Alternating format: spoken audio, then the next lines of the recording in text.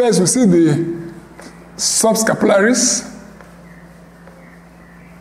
at the upper part, and then at the very lower part, we see the teres major, and then also latissimus dorsi. Latissimus dorsi.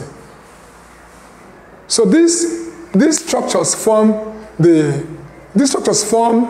boundaries we're seeing at this point. If we pick out these muscles in our diagram, we will pick out, this is, the bone here is part of the scapula. This is part of the scapula. That's part of the scapula. And this is the anterior surface of the scapula. This is the anterior surface. And then we're seeing the subscapularis. This is the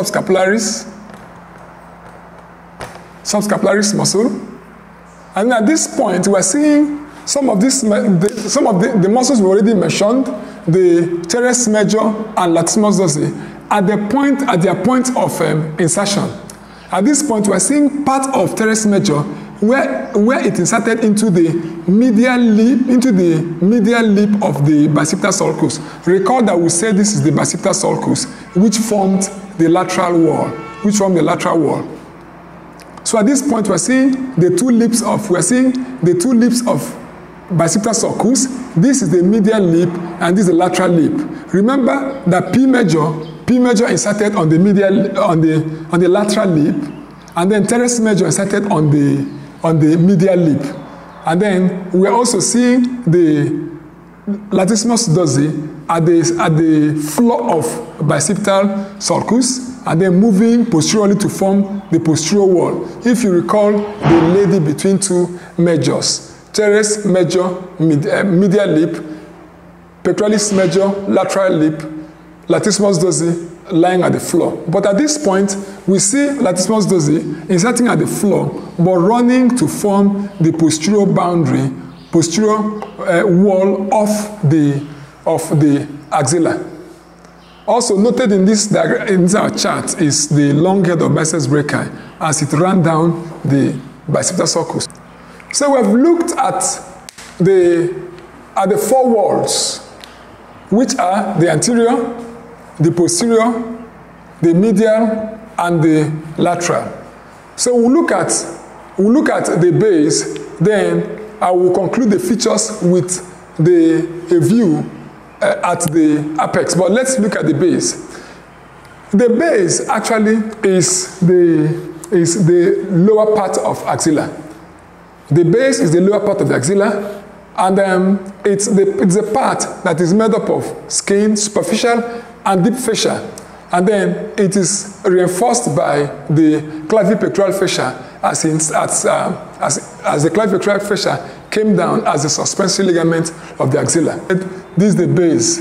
That's the base. Usually have with a lot of hairs, hair follicle. The base has skin, is made up of skin, superficial and deep fascia. Has superficial and deep fascia and reinforced by the clavipectoral fascia. So we said the base has skin, fascia, and clavipectoral fascia reinforcing it. Next, we'll look at the apex. The apex is actually the proximal part, the part that connects the rest part of the axilla to the neck. In fact, the apex is also called the cervico-axillary canal. That is, remember the neck is called the cervical region. Now, cervico-axillary canal is the canal that joins the cervical region with the axillary region, or the axilla. That's why this upper part of the neck is called the cervico-axillary canal. So that's which is the apex. Now, the diagram we have here shows clearly the apex. The apex is actually triangular in shape. So we see structures coming from the neck region, and then they run down through the outer part of the face strip, and they usually run deep to the clavicle, and then they access the axilla. Like in the case of the subclavian artery. Subclavian artery passed the outer border of face strip along the midpoint of the clavicle and then passed into axilla. The vein, axillary vein, will run from the axillary region and then run through deep to the clavicle, and then by the time it runs across the outer border of face strip, it will continue as the subclavian vein. So this region has three parts. That is the apex. And this apex, these regions, these parts are, we have the anterior border, we have posterior border, and we have the medial border. So the apex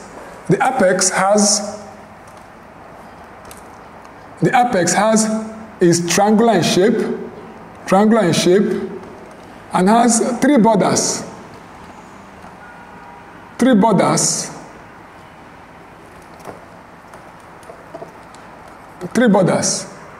Now those borders are, one, we have the anterior. The anterior border is made up of the middle third of the clavicle. It's made up of the clavicle. The medial border is made up of the first rib. And the posterior border, that's the scapula. It's made up of the posterior border, is made up of the scapula. So this is the scapula, the upper border of scapula, forming the posterior border of the apex. And this is the clavicle, already labeled. That's the clavicle, already labeled, forming the anterior border of the apex. And then that's the first rib,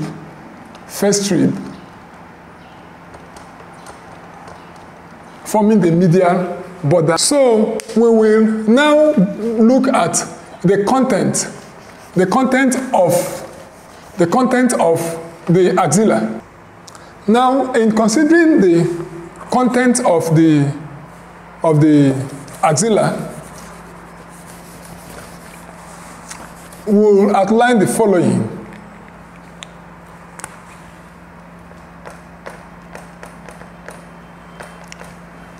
We have axillary artery and branches.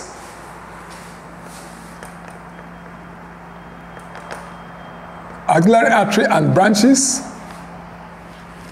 We also have axillary vein and tributaries. The axillary vein and the tributaries. We also have the cords of brachial plexus and the branches.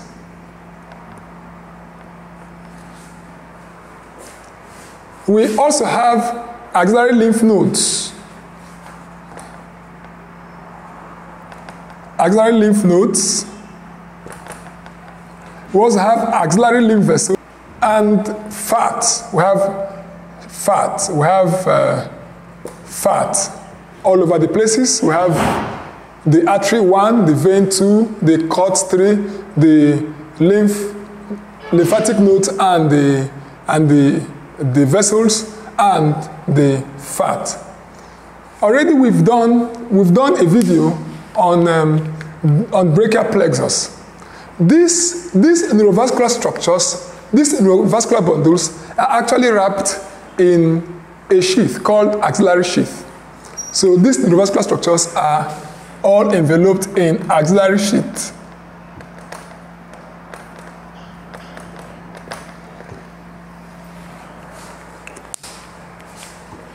What we have here shows some of the structures. That is the axillary artery. That is the axillary vein.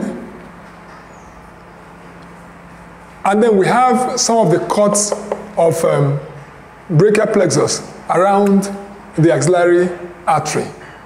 So this is the axillary sheath around the neurovascular structures. Now, we'll, in earlier videos, in blood supply to the upper limb, we've already taken care of the axillary artery and branches, and then axillary vein and tributaries. Also, in earlier videos on brachial plexus, we've also taken care of the details on brachial plexus. We will give a little detail on the lymph nodes of the axilla. So let's take a little look at the axillary lymph nodes.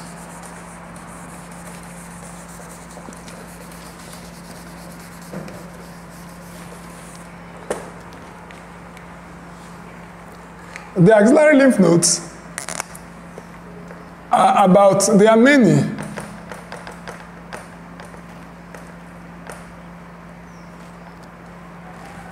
There are many in the axillary region, within the range of 20 to 30. They're about 20 to 30 in number. They can also vary beyond this. Now, these lymph nodes are actually arranged in groups. Now, we have about 5 groups. And those groups are, 1, we have the group called anterior group. We have the anterior group. 2, we have the posterior group. 3, we have the lateral group. 4, we have the central group. And finally, we have the apical group.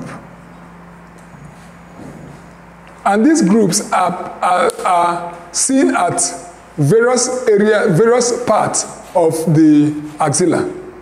We'll first see the anterior group.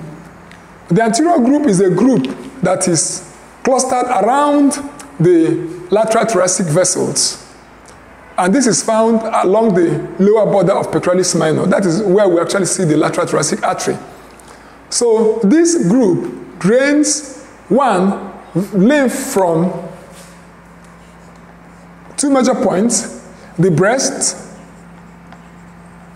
2 from the anterior part of the trunk, Usually the drainage here, the region of the trunk here, the upper part of the trunk is a part above the umbilicus. So the anterior group of lymph nodes drains a part of the breast and also the anterior part of the trunk, the upper part of the anterior part of the trunk. This part is the part that is above the umbilicus. The next is the posterior group.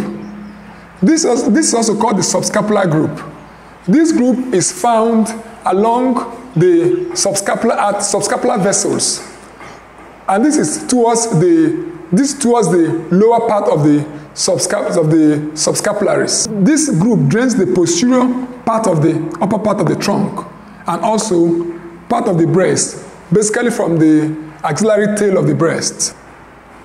Now, the lateral group is a group that is found along the upper border of the humerus. This group is a group that drains the entire free upper limb. The central group is a group that is found at the upper part of the axilla, basically around embedded within the fat of the axilla. And then what it does is to drain the groups anterior, posterior, and lateral. It drains this group and then passes them to the apical group. The apical group is embedded in the clavipectoral fascia towards the apical part of the axilla or towards the apex of the axilla. This group is also called the infraclavicular group. Now, that is about the content.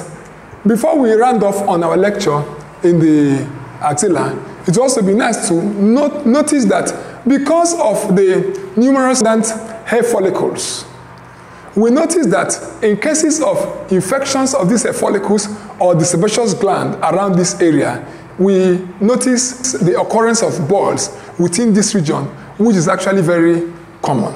The remaining aspects of the clinical anatomy as it relates to the axilla will be considered in specific areas. We hope you've had a nice time. Thank Thank you very much.